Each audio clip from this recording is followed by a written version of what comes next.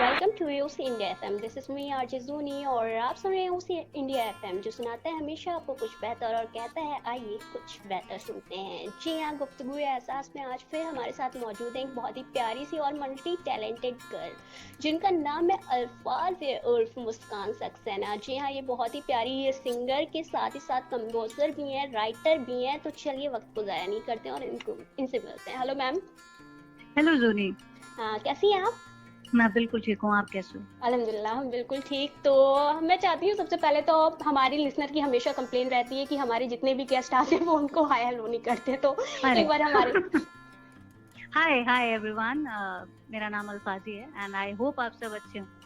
जी, तो मैम सबसे पहले तो आप ये बताइए कि आपकी ये जो जर्नी स्टार्ट हुई है, मतलब किस टाइम कब से स्टार्ट हुई और अब तक की जितना भी सफ़र आपका रहा ये कैसा गया?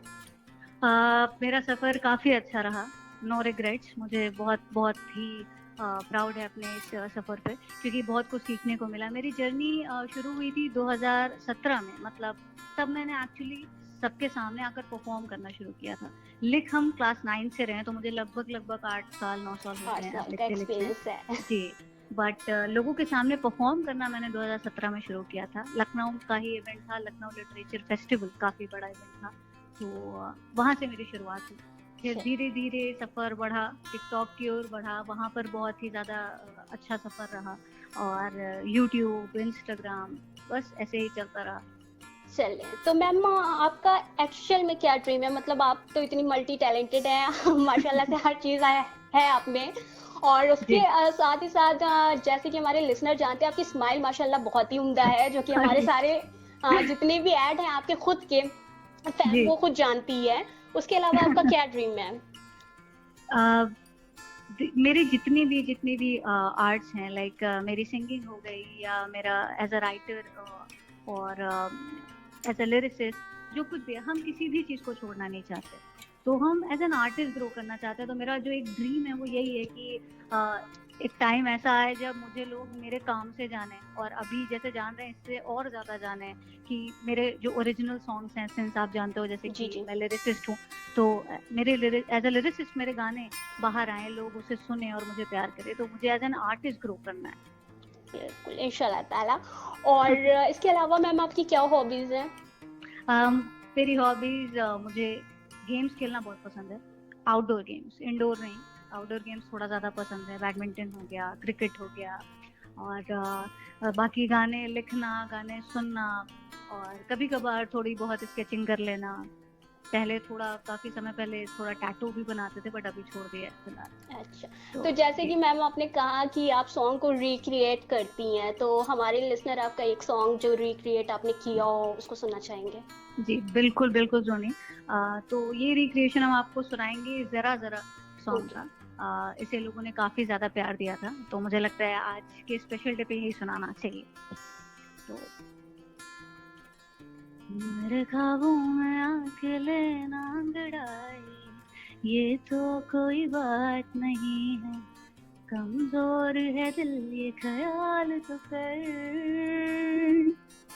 तेरे बिना मेरा सफर ये मुश्किल है। थामे जो तू हाथों को, आंखें मूंदूं चल दूं बेफिक्र। सर्दी की रातों में हम सोए रहे एक चादर में, हम दोनों तन्हा हो, ना कोई भी रहे इस घर में। जरा जरा बहकता है, महकता है आज तो मेरा तन बदन। मैं प्यासी हूँ, मुझे भर ले अपनी बाहों में। क्या थैंक यू बात सो है! मच। बहुत ही उम्दा मैम, बहुत ही उम्दा। तो बहुत बहुत जो शुक्रिया। आपकी फर्स्ट जर्नी थी, तो आपने एज अ राइटर स्टार्ट की थी या फिर एज अ मतलब कंपोजर स्टार्ट की थी? मैंने एज अ राइटर ही अपनी जर्नी शुरू करी थी। एज अ राइटर शुरू की थी। जी जी। तो मैम अभी आपकी रिसेंटली में एक वीडियोस आया था इश्क या इबादत करके। जी जी जी। जी, उसकी चंद लाइनें अगर हो जाएं तो। जी बिल्कुल बिल्कुल, हम आपको सुनाते हैं। और बाकी अगर आप पूरी पोएट्री सुनना चाहें तो यूट्यूब पर आप जाकर जी श्योर। मुझे देख सकते हैं। तो इस पोएट्री का नाम था इश्क या इबादत। हम अपने घर से उनके घर की दूरी नाप लेते हैं। हम अपने घर से उनके घर की दूरी नाप लेते हैं। गली में आए वो हम खिड़कियों से झांक लेते हैं। क्या बात। हम अपने घर से उनके घर की दूरी नाप लेते हैं। गली में आए वो हम खिड़कियों से झांक लेते हैं। और उनको इत्तला करनी नहीं पड़ती कभी हमको, कि उनको इत्तला करनी नहीं पड़ती कभी हमको। हम उनकी खुशबुओं से उनकी आहट भांप लेते हैं। हम उनकी खुशबुओं से उनकी आहट भांप लेते हैं। और सुना है इश्क में अक्सर परखते हैं दीवानों को। सुना है इश्क में अक्सर परखते हैं दीवानों को। हम उनकी नब्ज से उनकी मोहब्बत जांच लेते हैं। हम उनकी नब्ज से उनकी मोहब्बत जांच लेते हैं। कभी नासाज तबीयत हो नहीं पाई है सर्दी में। कभी नासाज तबीयत हो नहीं पाई है सर्दी में। है गर्मी इश्क में हम इश्क का ही ताप लेते हैं। हम अपने घर से उनके घर की दूरी नाप लेते हैं। गली में आए वो हम खिड़कियों से झांक लेते हैं। गली में आए वो हम खिड़कियों से झांक लेते हैं। बहुत बहुत शुक्रिया। Thank you so much ma'am, thank you so much. तो मैम अब हम जानना चाहेंगे कि आपके फेवरेट सिंगर और एक्टर कौन है?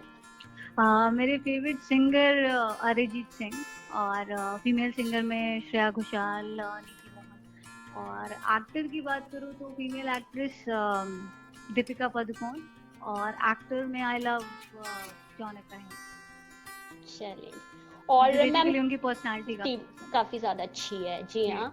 और ऐसे कोई जगह, ऐसा कोई प्लेस जहाँ आपका घूमने का काफ़ी ज़्यादा मन हो कि हाँ, मतलब एक इंसान का एक ड्रीम होता है कि हाँ मैं फ्यूचर में यहाँ घूमने जाऊंगी? जी, सिंस मुझे घूमना बहुत ही ज़्यादा पसंद है, तो मेरा यार मेरे को काफ़ी सारी जगह जाना है।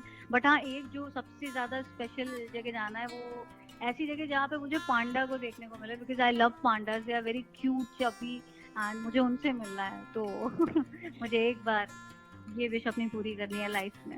इंशाल्लाह ताला। तो मैम जो आप रिक्रिएट सॉन्ग करते हैं तो इसके पीछे कोई खास वो कि हाँ कैसे कर लेती हूँ, मतलब इंसान में टैलेंट होता है मगर सॉन्ग को एकदम चेंज करके और उससे ज्यादा उम्दा बना देती हैं माशाल्लाह आप, तो इसके अरे पीछे का क्या रीजन है वो हम जानना चाहेंगे। उनसे ज्यादा बेहतर नहीं बनाते, ये आपका बड़प्पन है, आप ऐसा कह रहे हो। बट मेरी वजह बेसिकली रिक्रिएशन करने की यही थी, क्योंकि मैंने हमेशा से बताया है कि म्यूजिक मेरी पहली मोहब्बत जी। है, तो मुझे बहुत ज्यादा प्यार है। और मेरे जो ओरिजिनल सॉन्ग मेरा यूट्यूब पर आया है, तू मेरा भाई, तो उसके बाद कई सारे सॉन्ग्स हैं जो मुझे लाने हैं, बट ये जो उसके बीच का वक्त था, तो मुझे चाहिए था कि लोग मुझे एज अ लिरिसिस्ट जाने कि हाँ हम अच्छा लिखते हैं, हम गाने बना सकते हैं। तो मुझे लगा recreation is the best way, जिससे कि लोग समझ पाएंगे कि हाँ मुझे फीलिंग्स को और शब्द को ढालना आता है एक कॉम्पोजिशन में।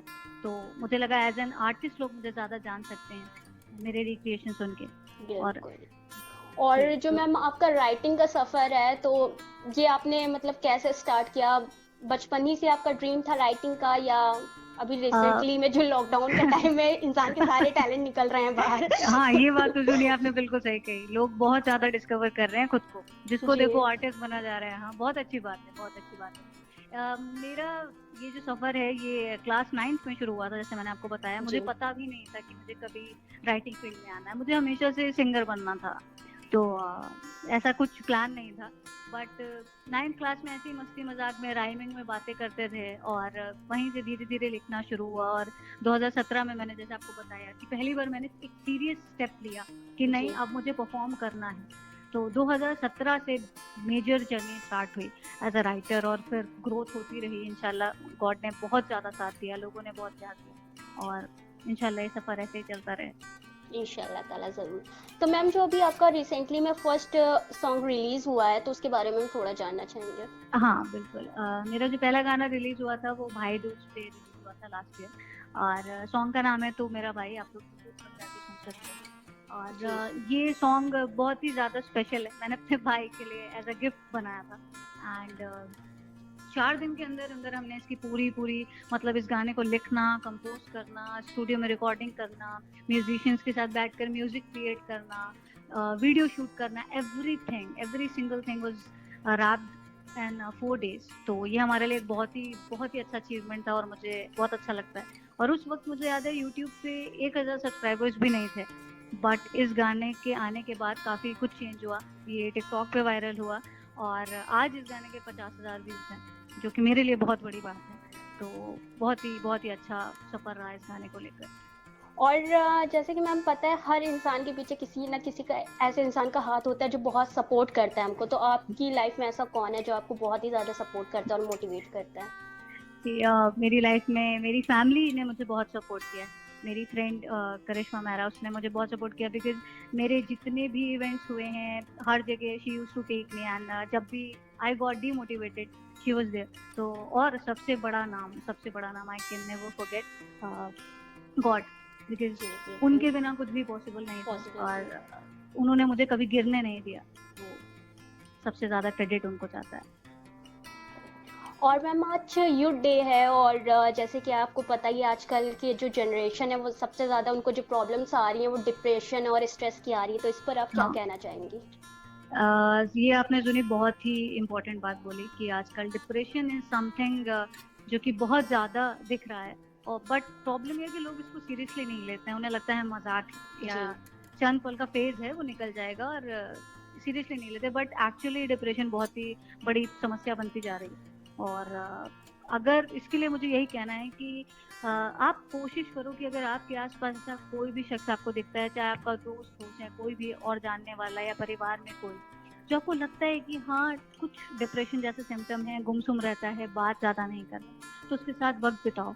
क्योंकि एक चीज़ है जो लोग कहते हैं कि जो डिप्रेशन में है वो हमसे आकर बात करे, जी, मगर बट वो मसला कैसे ये है करेगा? कि जी उस वक्त तो वो खुद इतना परेशान होता है, उसकी मेंटल स्टेट ऐसी नहीं होती कि वो बहुत ज़्यादा इन्वॉल्व कर पाए लोगों के साथ, क्योंकि तभी तो वो डिप्रेशन में है। तो इसमें हमारी ये ड्यूटी बनती है कि हम आगे बढ़ें और हम सुने।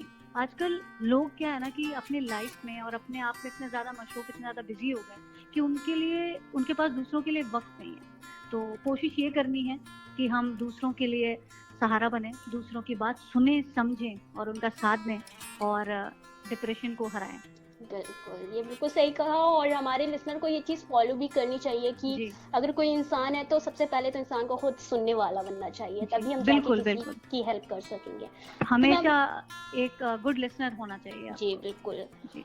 तो मैम एक छोटा-सा गेम आपके साथ खेलेंगे और टिकटॉक के जो स्टार हैं आपको वो टाइटल ओह उनको गॉड! डेडिकेट अब आप मुझे फँसाने वाला काम करने वाले हो सुनी। नहीं, नहीं, फँसाने वाला नहीं, नहीं है, बस नहीं। थोड़ी-सी मस्ती, थोड़ी-सी मस्ती। आई होप सब इसे मस्ती में ही लें, जी, एंड नो ऑफेंस। तो फर्स्ट जो टाइटल है वो है सुरीली। रियली? जी। मुझे को दे दो यार। हाँ, वो तो है। ये टाइटल आप ही को डेडिकेट है। सेकंड टाइटल हो गया तीखी मिर्च। तीखी मिर्ची, आशिका भाटिया। चलिए ये आई गुड होप हो गया। बदुआएं ना दो मुझे। नहीं, नहीं, नहीं, जस्ट बिल्कुल जस्ट नहीं। Just for fun. फन हो गया। थर्ड हो गया आपका बेस्ट वॉइस। बेस्ट वॉइस जी, for me it's Ayush Panda करके उनका टिकटॉक पे इंस्टा हैंडल था, और इंस्टाग्राम पे भी है, बहुत ही सोलफुल वॉइस, जरूर सुनिए जी, जाकर एक बार। बिल्कुल। उसके अलावा हमारा हो गया बेस्ट राइटर। बेस्ट राइटर खुददार शायर बादल शर्मा, ये लोग बहुत अच्छा लिखते हैं। तो सेकंड हो गया बेस्ट कोरियोग्राफर या डांसर। कमल बरुआ एंड आवेश दरबार। बिल्कुल। जी। लास्ट हमारा है चुलबुली वाइब्स।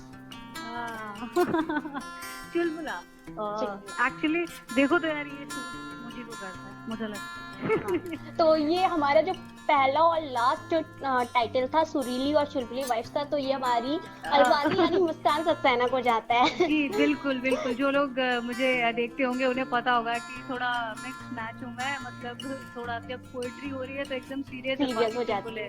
है। जी तो चलिए मैम आपसे बात करके बहुत ही अच्छा लगा और लास्ट में हम चाहेंगे आपका जो भी फेवरेट ट्रैक है उसकी चंद लाइनें हो जाए हमारे लिसनरों के लिए। बिल्कुल बिल्कुल, हमेशा से एक गाना मेरा फेवरेट रहा है बहुत ही ज्यादा, ओरे पिया। ओके। उसकी कुछ लाइन आपको सुना देते हैं। ओरे पिया, ओरे पिया, ओरे पिया,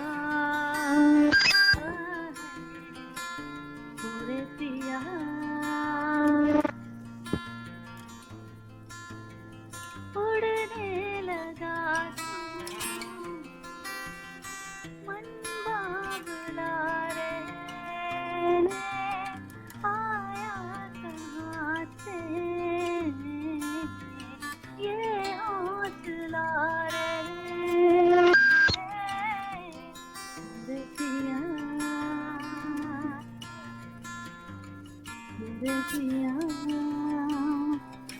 बहुत बहुत शुक्रिया जुनी। Thank you so much ma'am, thank you so much. और उम्मीद करती हूँ कि यूथ इंडिया एफएम से जुड़ के आपको काफ़ी ज़्यादा अच्छा लगा होगा जी मुझे और आगे बहुत भी बहुत आपसे अच्छा। बातचीत होती रहेगी। तो मैम जाते जाते हम चाहेंगे कि इस टाइम मतलब कोरोना का जो टाइम चल रहा है इसमें हमारे लिसनरों को आप ऐसा कुछ चंद बातें जो वो अप्लाई कर सके, अपने ऊपर यूज़ कर सके और अपनी लाइफ को थोड़ा बेहतर बना सके। जी बिल्कुल जुनी, मुझे ये कहने में बहुत अच्छा लगेगा कि मेरी बात वहाँ तक पहुँचे। तो हाय टू ऑल द लिसनर्स, मुझे ये कहना है कि कोरोना आई नो सबके लिए टफ टाइम है, लोग घर में बंद हैं और मुश्किल सफ़र है, कहीं बाहर नहीं जा पा रहे। बट मैंने अपने एक्सपीरियंस के हिसाब से अगर मैं बताऊं तो मैंने इस टाइम में बहुत यूटिलाइजेशन किया और इस टाइम में खुद को बहुत ग्रो किया एज एन आर्टिस्ट। तो मुझे बस इतना कहना है कि जब हम बिजी होते हैं ना तो हमारे पास खुद के लिए वक्त नहीं होता। और जैसे कि अभी स्टार्ट में जो मैंने बोला था कि कोरोना के टाइम पे लोगों ने बहुत कुछ अपने में डेवलप किया है, सबके अंदर का आर्टिस्ट बाहर आया है, तो खुद को वक्त दो, खुद को जानने की कोशिश करो और ज़रूर आपको कुछ ना कुछ ऐसा मिलेगा जो आपके लिए अनमोल होगा इस वक्त के दौरान। तो प्लीज़ आप इस वक्त को यूटिलाइज करें और खुद को एक बेहतर इंसान बनाएं। तो चलिए अब चलते हैं हम एक ट्रैक की तरफ और ट्रैक के उस पार मिलेंगे एक बार फिर से हम आपको। तब तक के लिए आप सुनते रहिए उस इंडिया एफएम जो सुनाते हैं हमेशा आपको कुछ बेहतर और कहता है आपसे आइए कुछ बेहतर सुनते हैं।